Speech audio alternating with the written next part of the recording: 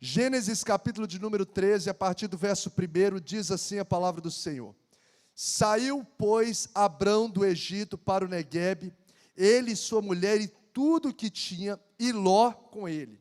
Era Abraão muito rico, possuía gado, prata e ouro. Fez as suas jornadas do Neguebe até Betel, até o lugar onde primeiro estivera a sua tenda, entre Betel e Ai, até o lugar do altar que outrora tinha feito.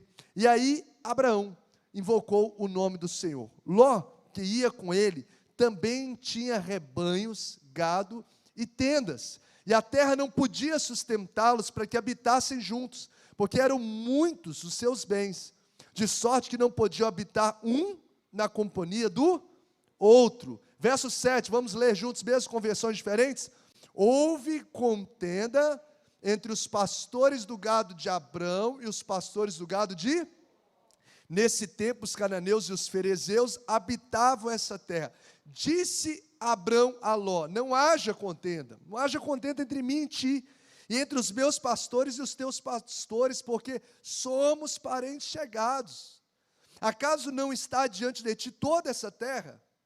Peço-te que te apartes de mim. Se fores para a esquerda, irei para... E se fores para a direita, irei para a esquerda. Levantou Ló os olhos e viu toda a campina do Jordão, que era toda bem regada, antes de haver o Senhor destruído Sodoma e Gomorra, como o jardim do Senhor, como a terra do Egito, como quem vai para Zoar. Então Ló escolheu, diga comigo, Ló escolheu para si, ótimo, Ló escolheu para si toda a campina do Jordão, e partiu para o Oriente. Separaram-se um do outro, habitou Abrão na terra de Canaã, e Ló nas cidades da campina, e ia armando as suas tendas até Sodoma. Ora, os homens de Sodoma eram maus e grandes pecadores contra o Senhor. Amém? Vamos orar mais uma vez? Pai, muito obrigado por essa noite, pela Tua palavra.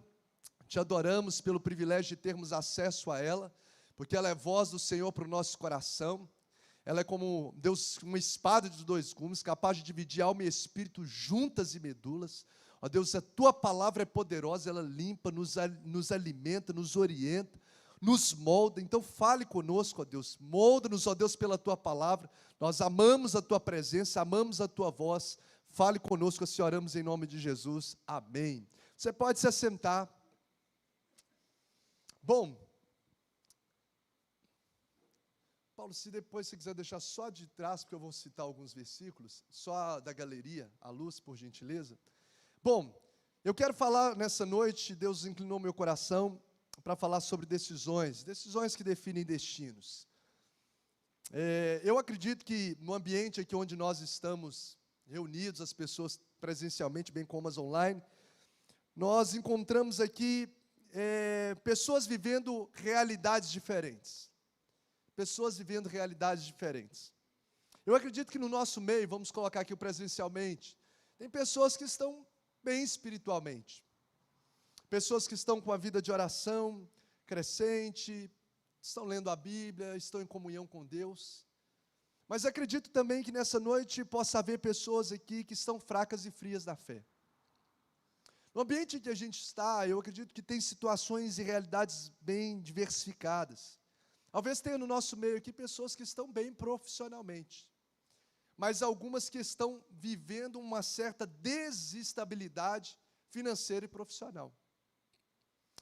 Talvez no nosso meio tenha pessoas que a sua casa, a sua família estão em ordem, estão bem.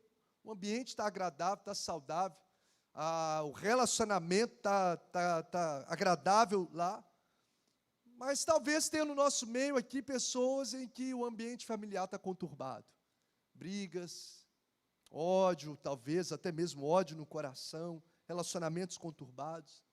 Eu acredito que no nosso meio, não só no aspecto espiritual, familiar, profissional, mas até mesmo emocionalmente, tem pessoas que estão aqui que estão felizes. Estão com o coração em paz, estão bem, estão estabilizados emocionalmente, mas também pode haver pessoas aqui no nosso meio que estão vivendo momentos de angústia, fragilizadas, abaladas na sua vida emocional, se sentindo deprimidas, por causa de situações diversas da vida. Por que eu estou destacando isso? Porque é uma realidade que a gente precisa encarar no fator do quadro em que nós estamos vivendo, seja a sua realidade atual boa ou ruim, satisfatória ou desfavorável, é que grande parte daquilo que nós estamos vivendo são fruto das escolhas que nós temos. Sim ou não, gente? Grande parte, se não a maioria, daquilo que a gente está vivendo hoje é fruto das escolhas ou das decisões que nós tomamos no percurso da vida. Existem coisas que são imprevisíveis, que surgiram, mas na grande maioria das vezes são fruto das decisões que nós tomamos. A nossa realidade atual, ela é diretamente afetada pelas escolhas diárias que a gente vai fazendo na nossa vida no dia a dia. Por exemplo, se eu escolho, hoje eu estou aqui, né, fisicamente falando, né, não tô com os músculos, não estou meio magrinho também. Isso é fruto de uma decisão que eu tomei em relação à atividade física e alimentação, sim ou não? Sim. A gente tem outros fatores, mas esses fatores das decisões que eu escolhi, a escolha que eu estou fazendo diariamente, é fruto disso. Talvez se eu estivesse lá 5 vezes por semana numa academia, tomando uma suplementação, me alimentando ali da forma focada para esse ganho de massa, provavelmente eu estaria um pouco mais cheio aqui, estaria um pouco mais encorpado. Isso eu estou falando em relação à saúde física, mas isso traz impacto, é só um exemplo, a gente vê que as nossas escolhas diárias, elas nos colocam no lugar onde a gente está. Talvez você diz, a minha família não está bem. Mas isso pode ter muito a ver com a decisão de falta de tempo que você tem não dado a ela. Pela falta de tempo pelo tempo que você não tem dado a ela. Talvez você não tenha dedicado tempo, talvez você não tenha orado com a sua família. Talvez você não tenha tido tempo para estar junto ali na mesa. E hoje você está vendo um relacionamento conturbado como fruto de uma escolha. Uma escolha de não dedicar tempo, de não orar junto, de não semear amor ali, o amor no dia a dia. Então, seja, por exemplo, fisicamente, seja a nível de relacionamento familiar, casamento. Normalmente, quando por exemplo, um casal está em crise. Se eu estou 99,9% dos casais que estão passando por um momento de crise, se eu fizer uma pergunta assim, vocês oram juntos? Ou vocês estão orando juntos? Qual que você acha que vai ser a resposta deles? Não. A maioria esmagadora. Então, ou seja, como fruto de não semear uma vida espiritual no relacionamento conjugal, começa a sofrer. Porque se estivesse fazendo isso diariamente, muito provavelmente não estava enfrentando o que estão enfrentando. E não só no aspecto de oração, mas tanto os princípios que a Bíblia diz em relação à vida conjugal e ao casamento. Seja na vida física, seja na família, na vida, por exemplo, espiritual. O fato de hoje talvez eu estar sentindo, ou uma pessoa está se sentindo fraca na fé, provavelmente é porque ela não tem investido na oração. Dificilmente você vai ver uma pessoa assim, não, eu oro todos os dias, eu leio a palavra todos os dias, eu estou envolvido com o reino de Deus, e eu estou fraco espiritualmente. Você acha que faz sentido isso? Não. Então, provavelmente uma pessoa que está se sentindo fraca espiritualmente, o fraco que eu falo de espiritualmente, não é de embates, de desafios, de batalha, estou falando o fraco no sentido de frio. Frio espiritualmente talvez seja a melhor expressão. É fruto das escolhas diárias, das decisões que toma no dia a dia. E isso é extremamente bíblico, gente. Gálatas 6, 7 diz, não erreis de Deus, Deus não se deixa escarnecer. Aquilo que o homem semear, isso também ceifará. A colheita, seja no mundo da agricultura, seja no princípio bíblico, a colheita é um resultado inevitável da semeadura, das sementes que eu desejo lançar. Então, tudo está diretamente ligado às escolhas que nós decidimos ter. Até o fato de uma pessoa não escolher, ela já está fazendo uma escolha, a escolha de não escolher. E aí, essa pessoa que faz a escolha de não escolher, Ela vive à mercê daquele que muitas vezes fez a escolha na vida e ele caminha sobre a sombra dessa escolha de uma outra pessoa. Então, as decisões que nós tomamos no dia a dia, os hábitos que a gente decide adotar, as decisões que nós tomamos, as escolhas que nós fazemos, seja de orar ou não orar diariamente, de dedicar um tempo com a família ou não dedicar, de cuidar da saúde ou não dedicar, essas sementes vão gerar uma colheita. Então, hoje o que eu vivo atualmente é fruto de uma semente que eu venho lançando no dia a dia. Sim ou não, gente? Está dando para entender? Faz sentido? Amém ou não amém? Amém. Por que eu estou dizendo isso em relação ao texto lido nessa noite? Porque o texto lido nos apresenta justamente uma história cujos resultados aqui, final, é fruto de decisões tomadas. Na vida espiritual e no relacionamento aqui familiar, a gente percebe isso. Por exemplo, Abraão, os protagonistas dessa história é Abraão e Ló. Apesar de começarem juntos, a história, Gênesis 12, 4, nos comprova isso, que diz assim: partiu, pois, Abraão como lhe ordenara o Senhor, e Ló foi com ele. Começaram juntos numa história, mas eles chegam a destinos completamente, ou têm destinos completamente diferentes, por conta das decisões que tomaram no percurso da caminhada. O Ló vai parar lá no Sodoma e Gomorra, que você já conhece a história de como aquela cidade, de nível de perversão altíssimo, se findou com a destruição do próprio Deus e perdeu a sua família. Inclusive, na verdade, a sua família, no que tange, perdeu todos os seus bens, e a sua esposa se transformou numa estátua de sal. Por uma escolha que ele fez, e a gente vai entender os princípios por trás dessa escolha. Os princípios por trás dessa escolha que levaram a ele a esse futuro, ou a essa colheita que ele teve. Então eles começam juntos uma jornada. Abraão sai lá de Ur dos Caldeus, atendendo um chamado de Deus. Gênesis 12, de 1 a 4. Leva a família, inclui a esposa, as pessoas que lhe acrescentaram ali em Harã. Ló vai com ele, que o Ló é seu sobrinho. Então, Abraão é tio de Ló. No percurso da caminhada, eles passam um momento, a nação passa um momento de fome. Abraão decide ir então para o Egito. Aquele episódio em que quase que Faraó fica com a Sara, né, com a esposa de Abraão. Quase que ele fica com ela, porque Abraão ficou com medo ali da situação. Em Gênesis 12, 10 a 20, que relata com detalhes esse texto que não faz agora sentido para esse momento. Mas depois que ele sai dali, desse momento de fome, ele sai dali com mais bens. Abraão sai do Egito, a ponto de Faraó dar mais bens para ele. Ele já é um homem rico, ele já é um homem de posses, e ele ganha mais bens. Gênesis 12, 16 diz isso. Se você está com a Bíblia, pode ir verificando aí que faz bem. E este, por causa dela, tratou bem Abraão, por causa da Sara, o Faraó tratou bem, o qual veio a ter ovelhas, bois, jumentos, escravos, jumentas e camelos. Então, agregou aí as posses de Abraão. Então, o homem ficou muito rico. Tanto que Abraão ficou tão rico que ele sai com posses, ele ganha muita coisa de Faraó. Ele fica tão rico, depois disso, que o próprio texto que nós lemos, Gênesis 13, você pode conferir aí também, em especial, verso 2, diz o que aí? Gênesis 3, 2.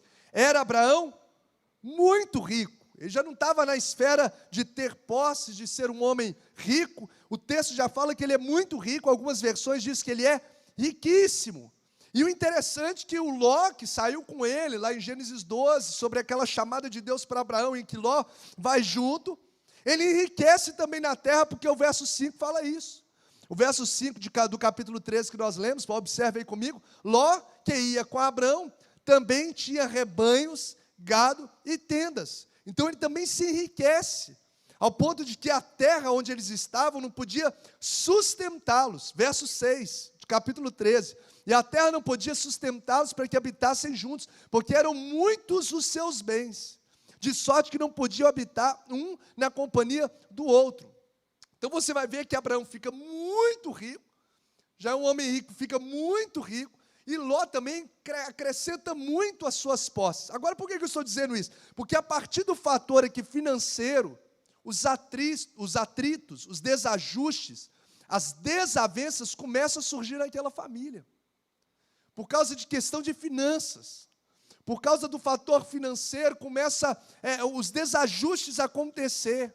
Você já viu, quero te perguntar, você já viu alguma família que já teve algum desgaste no relacionamento familiar por causa de questão financeira? Alguém conhece alguma família que já viveu isso? Herança. Dividir herança. Teve gente que até morreu junto. Já viu briga? Quem já viu briga por causa de herança? Quem já viu aqui, ouviu falar? Quem aqui já ouviu de irmãos que se tornaram sócios ou parentes que se tornaram sócios e essa sociedade terminou numa inimizade? Quem já ouviu? Olha aqui. Então, as questões financeiras que chegaram aqui na vida de Abrão e Ló geraram esses desajustes. Agora, o problema, gente, me responde uma coisa que é interessante a gente observar isso aqui. O problema está em deixar herança ou o problema está nas pessoas que possuem? As pessoas que possuem. O problema não está em deixar herança. O problema é as pessoas que possuem. O problema está na sociedade? Montar sociedade? Não, o problema não está em montar sociedade. O problema é a disputa gananciosa por interesse que vai aflorando no coração do homem. Então a questão não é dinheiro. A questão é o coração. Porque tem muitas pessoas que dizem que o problema está no dinheiro. Tem gente que até criou um versículo dizendo que o dinheiro é a raiz de todos os males. E a gente sabe que 1 Timóteo 6,10 diz o quê? Porque o amor, muito bem, Mateus, o amor ao dinheiro. É como uma frase que a gente já ouviu, eu já ouvi várias vezes, e faz sentido. Dinheiro no bolso é bênção, no coração é maldição. Porque o problema não está no ativo dinheiro. O problema está no coração do homem, no coração corrompido. Porque o dinheiro, o que ele faz? Ele é um verdadeiro catalisador. Ele é um verdadeiro catalisador do coração do homem. Ele traz à tona, se o homem tem um coração maligno, ele acelera isso. Ele põe para fora isso. Põe para fora essa malignidade do coração. Então o dinheiro, na verdade, ele tem a capacidade de expandir. Preste atenção. O dinheiro ele tem a capacidade de expandir o que uma pessoa já é. O dinheiro ele tem a capacidade de expandir, de externar aquilo que uma pessoa já é. Se uma pessoa é altruísta, uma pessoa que se preocupa com o outro, quando ela recebe mais recursos, ela vai ser ainda mais, vai abençoar ainda mais pessoas. O problema não está no dinheiro. Fulano, agora o dinheiro subiu para a cabeça. Não, na verdade, ele já era. Ele já era orgulhoso, já era ganancioso. O dinheiro só é um catalisador, expandiu aquilo que ele já é. Se uma pessoa, por exemplo, é um bom pai, é uma boa mãe, com mais dinheiro, o que ele vai fazer? Vai cuidar ainda melhor dos seus filhos, da família. Mas se o camarada foi, como diz a expressão, né, um camarada pão duro, miserável, a família vai continuar padecendo. Você conhece alguém que é pão duro? Não precisa olhar para o lado. Mas já viu alguém? Estou brincando. Quem tem um pão duro na família? Pão duro, a gente que é mineiro, que conhece, não sei se o pessoal que está assistindo. Tem alguém que tem um pão duro, mão de vaca, como diz a família? Tem, né? Que eu sei que não é você, nem eu, né? Amém, louvado seja Deus. Então, se uma pessoa, por exemplo, ela é materialista, ela é egoísta, ela é arrogante, ela é autoritária, com mais dinheiro, se ela já é arrogante, ela vai ofender as pessoas. Ela vai se achar. Ela vai querer pisar nas pessoas. Porque o dinheiro ele é como essa espécie de um catalisador, uma capacidade de expandir o que uma pessoa já é. Então, quando ele chega na história, o dinheiro chega na história aqui nos negócios dessa família, o coração, os reais valores do coração vêm à tona. Quando chega na história, as verdadeiras prioridades, elas vêm à tona. Se o coração é miserável, se o coração é generoso, vem à tona. Quando o dinheiro chega na história, se a pessoa ama Deus de verdade ou ama mais as coisas, vem à tona. Porque ele se manifesta como esse verdadeiro catalisador. Por que eu estou falando isso? Para a gente poder entender a decisão por trás da vida de Ló e de Abraão. Ló é rico, Abraão é muito rico. Mas a diferença do coração de um e do outro nessa história é o que dá destino para o seu futuro. Porque Ló, ele ficou rico, mas ele se revelou egoísta. Olha o verso de número 11, do capítulo 13, que diz assim, ó: então Ló escolheu para si. Ló escolheu para si toda a campina do Jordão. Ló, ele tem em mente, ele escolhe para si, egoisticamente, ele só tem em mente a vantagem pessoal, colocando em desvantagem o seu tio. Porque ele não escolhe uma parte, Mateus, da campina. Ele não escolhe, tio, essa campina é enorme, eu vou ficar com uma parte, porque é uma parte onde estava gramado, onde era bem irrigado, era como o jardim do Senhor. Ele não escolhe uma parte para ele e divide com o tio. Egoisticamente, ele fica com toda a campina. Olha o coração dele. Toda a campina, e ele escolhe para si. E deixou para o tio dele, que tinha levado e que tinha proporcionado ele crescer, o que parecia não ter valor. Que era uma terra mais desértica.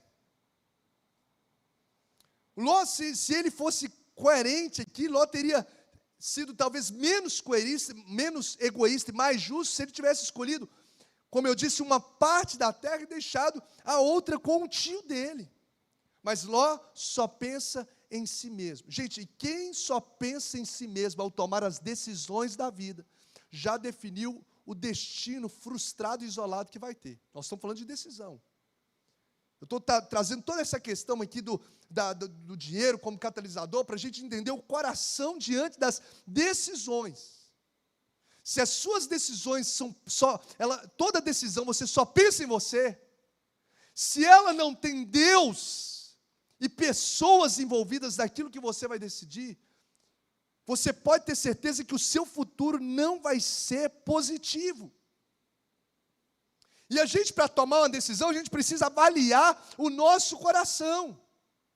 Então tem muita gente, por exemplo, que toma decisão egoísta no casamento, e por isso o casamento vai de mal a pior, porque ele só pensa no bem-estar dele, é o meu desejo, é o meu sonho, e aí o casamento, os filhos e a família, por tabela que se exploda, mesmo que ele não fale isso, mas ele só está pensando no bem-estar pessoal.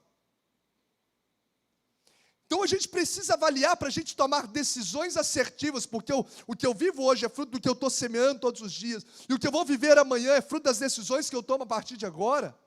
Então eu preciso entender como está o meu coração. Talvez você está diante de uma decisão, ou de fazer escolhas no seu dia a dia, mesmo que não seja uma decisão pontual, de mudar de cidade, não sei o quê. Talvez são decisões diárias, da administração do seu tempo com Deus, do seu tempo com a família. Você precisa ver se o seu coração, se a sua decisão não está apenas voltada para o seu único e suficiente bem-estar. Sem se preocupar se isso agrada a Deus e sem se preocupar com as pessoas. Então, nós precisamos avaliar o nosso coração. Se, por exemplo, se a gente não está sendo egoísta nos relacionamentos, por que eu vou me conectar com aquela pessoa? Será que é só para sugar essa pessoa? Quais são os motivos por trás das minhas decisões? Até mesmo buscar a Deus. Não vai fluir, gente. A vida espiritual não vai fluir se você tiver motivações egoísticas por trás dela. Não, eu estou buscando a Deus porque eu preciso de uma bênção. Você nunca vai ter nem a eternidade. Se essa é a sua motivação, se a sua motivação não é amar a Deus, e não as coisas que Ele dá, acima de todas as coisas,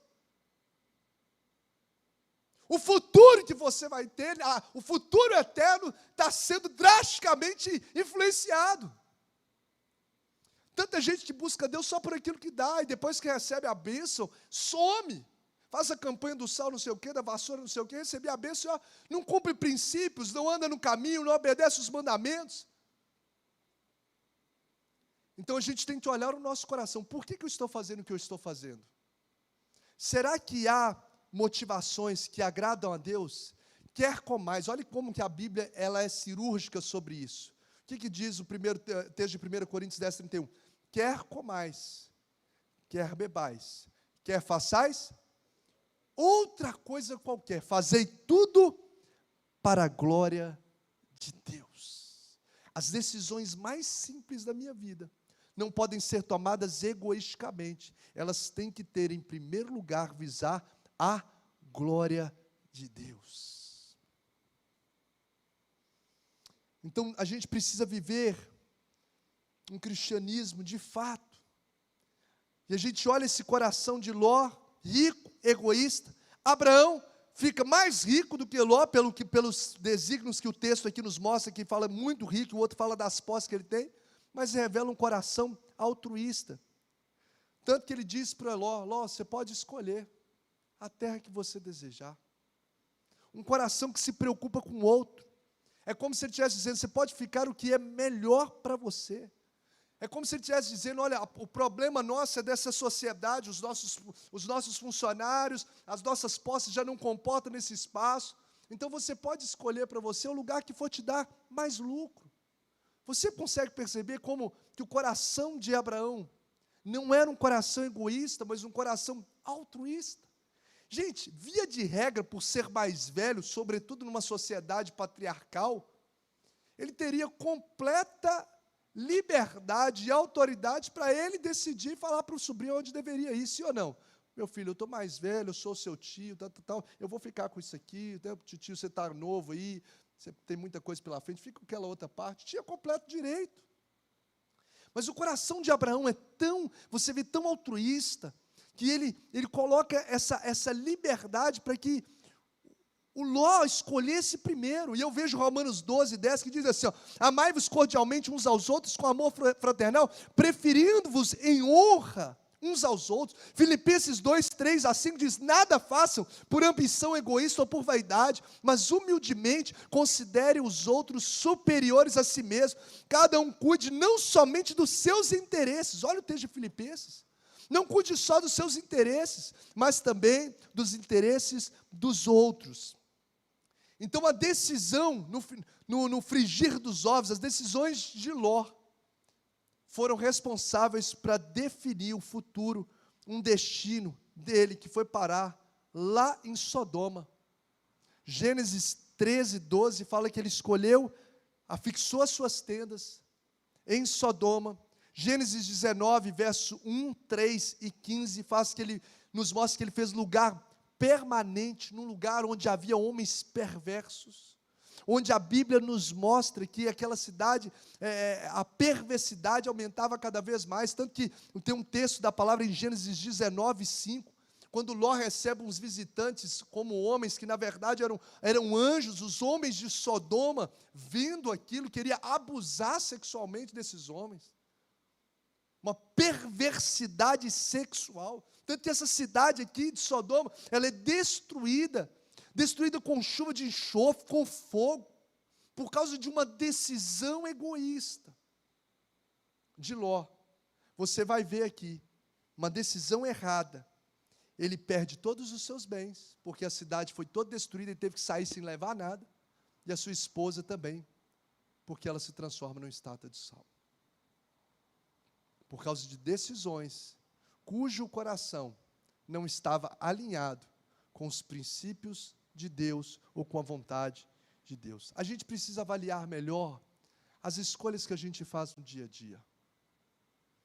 A gente toma decisões, eu me esqueci, eu já até fiz essa pesquisa, mas me fugiu a mente, mas são milhares de decisões todos os dias, de escolhas e decisões, milhares, todos os dias, de coisas simples, desde o que eu vou comer, do que eu vou vestir, como de decisões pontuais, de um negócio que se fecha, de uma mudança que se faz, de uma pessoa que se escolhe para caminhar a vida inteira. Mas entenda, o tempo todo nós tomamos decisões da vida. E a gente precisa, sobre cada uma das decisões, refletir, sermos prudentes, avaliar o nosso coração, alinhar com o propósito de Deus, se de fato a gente quer viver, como temos falado aos domingos, uma vida abundante nessa terra. Porque uma decisão aqui pode prejudicar terrivelmente a nossa vida no futuro. Tantas pessoas, por exemplo, jovens, pastor, decidem viver longe de Deus. E às vezes não tem a possibilidade de voltar para os caminhos do Senhor. Olha que escolha que o camarada toma. Troca Deus por um copo de cerveja, veja, por prazeres diminutos de noitada, que tem impacto no eterno. Quantas pessoas tomam decisões de namorar, noivar, uma pessoa assim, não olha se a pessoa está alinhada com o propósito do coração dela, se está alinhado com o propósito de Deus. Ou quando vê, finge que não vê. E aí depois vira um casamento tumultuado, porque não avaliou aqui, no início do percurso, uma decisão tão pontual na vida. Uma decisão de tratar mal uma pessoa. No ambiente de trabalho, meu irmão, a vida, como dizem, é como uma roda gigante. Você não sabe esse camarada hoje que você está tratando mal. Não deve ser essa a sua motivação em tratá-lo bem. A sua motivação e a minha motivação em tratar alguém bem é porque eu recebo essa bondade de Deus. E é um princípio eu honrar, eu valorizar, eu amar o próximo. Mas você também precisa pensar que a vida é como uma roda gigante. Hoje você está espiziando esse camarada aqui, que amanhã pode ser uma porta de Deus para algo que você precisa, para você ou para a sua família. Então a gente precisa avaliar desde as pequenas, as grandes decisões que nós tomamos. Mudar de cidade, mudar de emprego, transicionar de um lugar para outro. A gente precisa avaliar isso. Bom, eu quero rapidamente destacar alguns princípios aqui, para a gente poder orar sobre essa palavra, para que a gente tome decisões assertivas da caminhada, apesar de algumas coisas que a gente já destacou aqui. Mas anote isso, princípios. Não seja precipitado nas decisões. No que tange a decisão que você precisa tomar em qualquer nível, lembre disso, não seja precipitado nas decisões da sua caminhada. Logo você vai ver aqui, ele toma uma decisão de forma precipitada. Ela não é avaliada, ela não é pensada. Por quê? Porque nós não vemos aqui Ló orando a Deus. Como tantas vezes Davi, antes de entrar numa guerra, tantas vezes, outros homens de Deus, antes de travar alguma situação, a Bíblia relatava que eles oravam ao Senhor, consultou Davi ao Senhor. Não tem nesse texto, Ló aqui, orando, pedindo direcionamento de Deus. Decisão precipitada. Você não vê nesse texto, Ló nem pedindo conselho para o tio dele. Ô tio, o senhor é mais experiente, estou com o senhor aí, o que o senhor acha? Ele não pede nem mesmo conselho. Ele toma uma decisão de forma rápida. Ele bate o olho, pelo aquilo que o olho dele agrada, ele define a sua escolha. E por causa disso, tempos terríveis, muitos de nós vivemos por conta de escolhas e decisões impulsivas que nós tomamos na nossa caminhada. Quantos divórcios têm acontecido diariamente, gente? Por decisões impensadas, pessoas que no afã do desentendimento lançam palavras e tomam decisões. Quantas coisas, famílias são desintegradas. Isso a nível familiar, a nível profissional, quantos empreendimentos são abertos sem oração, sem uma boa avaliação dos detalhes, sem ter conselhos. Quantos namoros, como a gente disse aqui no início, sem ouvir o que os pais dizem, sem ouvir um conselho, ou ouve alguém falando e toma uma decisão contrária. Então, decisões precipitadas podem nos levar a um destino, a um futuro terrível. A Bíblia fala que nós precisamos que a prudência, ela mora com a sabedoria. A sabedoria é a arte de você viver a vida sobre a ótica de Deus. A sabedoria, ela entrega felicidade, ela entrega prosperidade, são promessas, longevidade. Em Provérbios 3 fala de várias promessas que quem anda em sabedoria vive. E a Bíblia diz que a sabedoria mora com a prudência. E o que é prudência? Prudência é você calcular o impacto das suas decisões. É antes de tomar a decisão, você sentar e calcular. Até Jesus nos ensinou sobre isso ao falar, antes de você se tornar o meu discípulo. Ele conta parábolas dizendo, se assente, calcule. Porque toda decisão, né, a palavra decisão no latim é cortar. Ou seja, nós vamos ter uma cisão. Eu vou ter que abrir mão de algumas coisas para tomar um destino, um novo destino. Então, para que eu possa tomar decisões assertivas, sejam de pequenas coisas do meu dia a dia, a coisas maiores, não sejamos precipitados. Diga para quem está do seu lado assim mesmo, de máscara, não seja precipitado nas suas escolhas. Ô Vaso, toca aqui para nós, aqui que nós vamos já caminhar, por gentileza, aqui. Segundo conselho, não tome decisões apenas pelo que os seus olhos veem. Gênesis 13:10. Levantou Ló os olhos e viu toda a campina do Jordão. Está igual Sansão. Sansão, né? Olhou para uma mulher que não era do povo de Deus, não tinha os princípios, adorava outros deuses, bateu o olho na mulher. Me é agradável aos olhos. A gente vê a história de Dalila, mas antes de Dalila, ele já começou a quebrar princípios sobre essa mesma questão de envolvimento com emocional, sentimental, no início. Os pais de Sansão disseram para ele, não envolva com essa mulher. Aí a resposta de Sansão é, ela me é agradável aos olhos, cuidado. Nem tudo que reluz é ouro. Ló bate o olho, viu e decide. É como o jardim do Senhor, é como a terra do Egito, eu vou para lá. Então, os olhos dele captou o externo, o aparente. O texto fala aí, era uma terra bem irrigada. Verso de número 10. Levantou os olhos e viu toda a campina, que era toda bem regada, melhor dizendo. Como o jardim do Senhor, ou seja, semelhante aqui na descrição, como Éden. E como a terra do Egito, que era a terra de provisão. Então, a decisão dele, ele bate o olho e toma essa decisão. Mas ao mesmo tempo você vê que ele ignora o poder do conselho, da escuta, da oração, sendo que na multidão de conselhos há a sabedoria. Davi bate o olho no dia que ele está ocioso, não foi para a guerra, bate o olho numa mulher e se envolve com ela, e a vida dele tem uma mancha terrível, por aquilo que os olhos viram. Então as nossas decisões, sejam elas de níveis sentimentais, em qualquer nível, gente, não pode ser apenas por aquilo que os nossos olhos veem. Warren Wiersbe diz assim, os olhos veem o que o coração ama. Então a gente não pode se empolgar com aquilo que os nossos olhos veem. A gente precisa ser criterioso, prudente e, sobretudo, orar a Deus antes de tomarmos as nossas decisões. E eu deixo o último conselho aqui: nunca busque sua prosperidade material às custas de um risco espiritual. Nas decisões que você e eu formos tomar, lembre disso. Nunca busque prosperidade material às custas de um risco espiritual. Abraão se preocupa em fazer a vontade de Deus.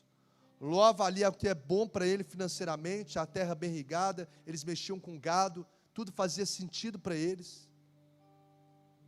Só que, por causa da prosperidade material, ele se envolveu e afixou tendas no lugar onde havia homens perversos, princípios completamente aversos aos da palavra de Deus.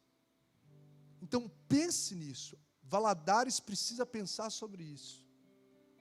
Nossa cidade é marcada por pessoas que buscam prosperidade espiritual às custas de um risco espiritual e familiar. E você sabe muito bem do que eu estou dizendo. Deixam família aqui. E eu conheço famílias do nosso meio. Deixam família. O marido vai para os Estados Unidos, para não sei aonde, e deixa a família aqui. E de repente o coração se esfria, os relacionamentos começam a ser conturbados. Isso não é uma lei, gente. Eu não estou falando que isso aqui é lei. Eu só estou falando que a gente, antes de tomar decisões, a gente precisa buscar, entender, para não buscar a nossa prosperidade material às custas de um risco espiritual. Será que o que eu vou fazer vai prejudicar o meu relacionamento com Deus? Esse emprego que eu vou assumir, ele vai afetar o meu relacionamento com Deus? Ele vai deixar de eu cumprir um chamado de Deus na minha vida? Ele vai afetar a minha família? Porque o que adianta o homem ganhar o mundo inteiro, como disse Jesus, e perder a sua alma?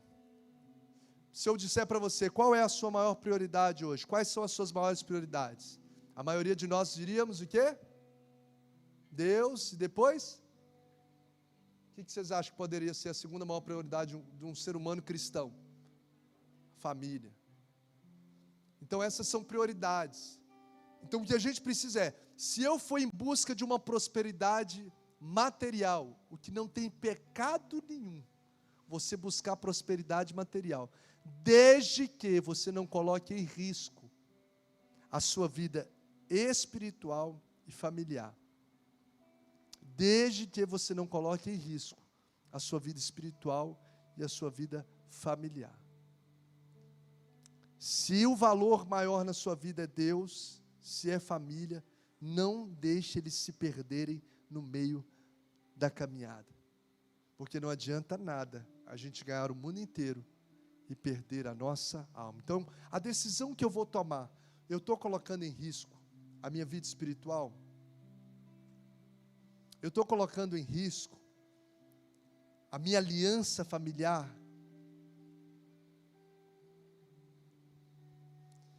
E para que a gente possa tomar decisões assertivas, eu encerro.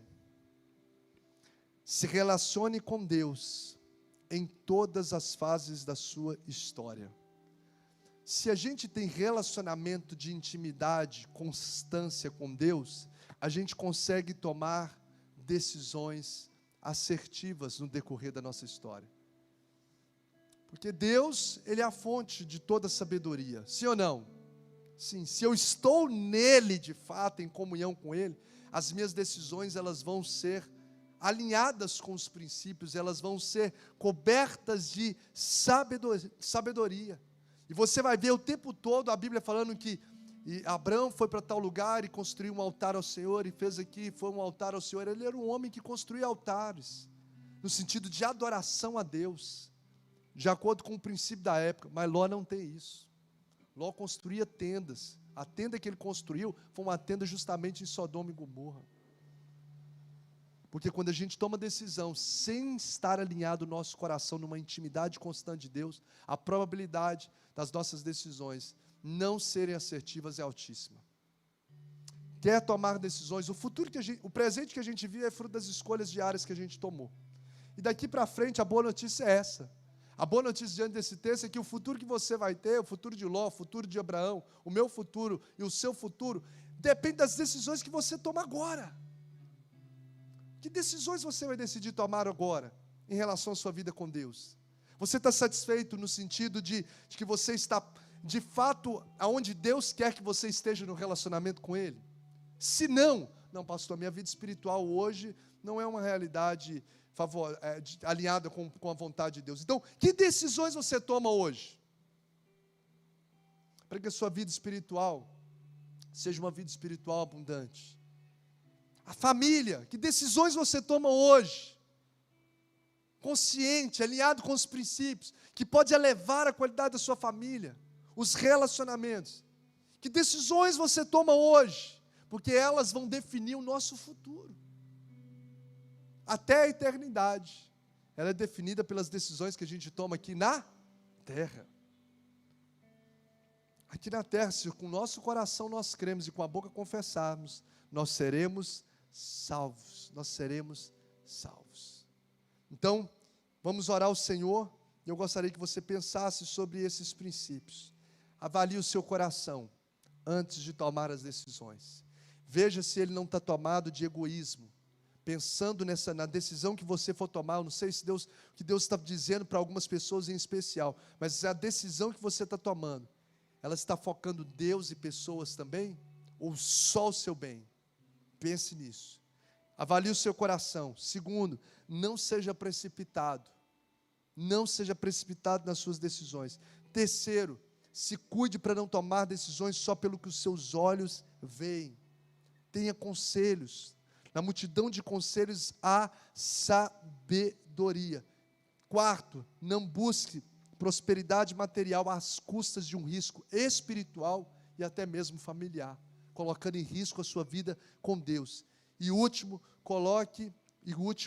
se relacione com Deus em todas as etapas da vida, e certamente você terá decisões muito mais assertivas em qualquer âmbito. Gente, isso dá para a gente aplicar em qualquer âmbito da nossa vida, porque a Bíblia nos entrega princípios para todas as áreas: casamento, trabalho, saúde física, sim, vida espiritual, vida ministerial.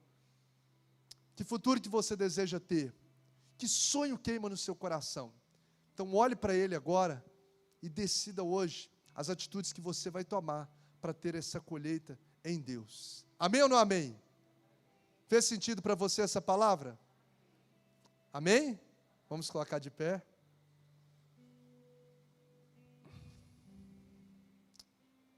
O vovô pode vir aqui para a gente poder cantar essa canção. A gente já vai encerrar agora. E eu gostaria que você agora refletisse em Deus. Se você quiser escrever alguma coisa no seu bloco de notas do celular, pode ficar à vontade. Eu estou fazendo isso aqui na direção de Deus, porque a gente não pode, chega de ficar no campo da reflexão. A gente precisa partir para a prática. Chega de construir casa na areia. A gente precisa construir casa na rocha. E casa na rocha se constrói com decisão, aquilo que eu ouço e coloco em prática. Então, que decisão hoje Deus está inclinando o seu coração a tomar? Eu não sei em qual área. Talvez alguma coisa Deus está te direcionando. Talvez é para o seu trabalho, talvez é a sua vida espiritual, talvez é a sua vida ministerial. Deus está queimando o coração de pessoas essa noite. Deus está queimando sobre algumas decisões. Ele está realinhando o seu coração. Realinhando o seu coração. Talvez você estava para tomar uma decisão e hoje Deus está falando: filho, reavalie, pense, ajuste, espere um tempo. Deus pode estar falando com você. E se isso fez sentido no seu coração, tenha liberdade de orar sobre isso, tenha liberdade de escrever sobre isso.